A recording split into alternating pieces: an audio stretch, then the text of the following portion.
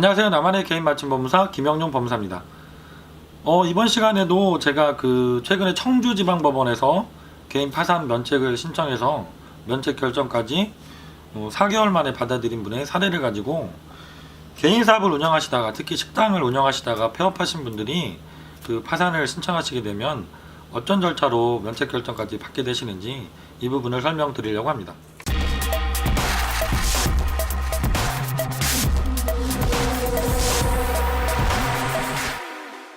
이분은 충청북도에 거주하시는 분이셨고요. 최근까지 식당을 운영하시던 분이셨습니다. 그래서 저한테 상담 전화가 오셨을 때는 아직 식당을 그때까지 운영하고 계셔서 폐업 직전에 계셨던 분인데 이걸 어떻게 해야 되는지 좀 고민이 많으셔서 전화를 주셨습니다. 채무 내역은 원금이 6,800만 원 정도 되셨고요. 이분도 역시 연체 기간이 짧은 분이셨기 때문에 이자까지 포함해도 6,900만 원 정도 되시는 분이셨습니다. 그리고 연세는 40대 중반 정도 되시는 분이셨고요. 전국에서 전화가 이렇게 자영업을 하시는 분들이 전화가 되게 많이 오시는데 오시면 첫 번째로 물어보시는 것은 내가 개인 회생을 해야 될지 개인 파산을 해야 될지 이 부분에 대해서 상당히 고민을 많이 하시게 됩니다.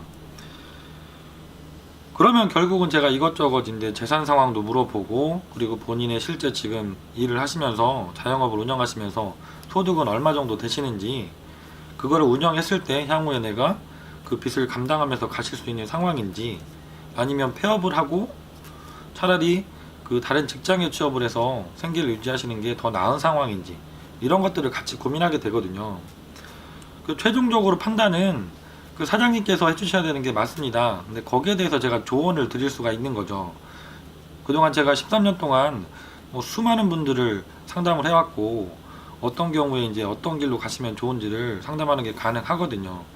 그래도 최종적으로 판단은 내가 이 사업을 과연 계속 운영하면 몇 달을 더 버티고, 내가 변제금을 개인회생을 통해서 조정받아서 좀 이자 내는 것처럼 많은 금액이 아니라 좀 내가 가능한 정도의 금액으로 납부를 한다면 이 사업이 향후에 좀 희망적인지, 이런 부분은 사실은 해당 사장님께서 판단을 해주시는 게 맞습니다.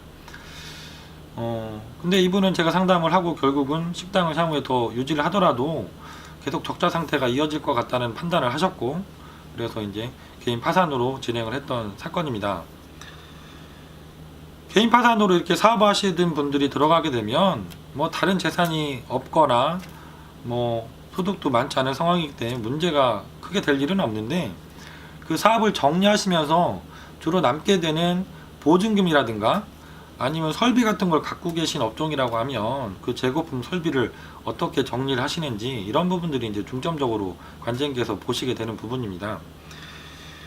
이분도 가게에 보증금이 일부분 있으셨어요. 몇백만 원 정도 되는 보증금이 있으셨는데, 이걸 관제인께서 조금 물어보시고 거기에 대한 서류를 요구하시고 하는 과정은 있었죠.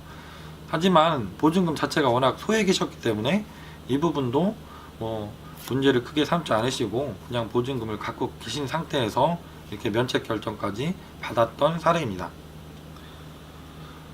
오늘은 제가 최근에 청주지방법원에서 식당을 운영하시다가 폐업을 하시고 개인 파산으로 신청하셨던 사장님의 사례를 가지고 개인 사업자를 운영하시다가 지금 어려운 사정에 처해 계신 사장님들이 개인 파산을 통해서도 충분히 면책을 받고 갱생의 길로 갈 수 있다는 사례를 말씀을 드렸습니다.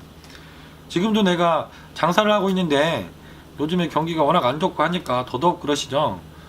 지금 매달 운영해 가는 게 너무 힘들고, 당장 다음 달부터 카드도 연체되고 대출금 이자 내는 것도 버거워진 상황에 계신 사장님들이 계시면 김영용 법무사에게 편하게 전화 주시면 제가 본인 사정에 따라서 개인 회생으로 가시는 게 유리할지 아니면 파산을 선택하시는 게 적합하신지, 이 부분을 같이 고민을 해드리도록 하겠습니다. 김영용 법무사였습니다. 감사합니다.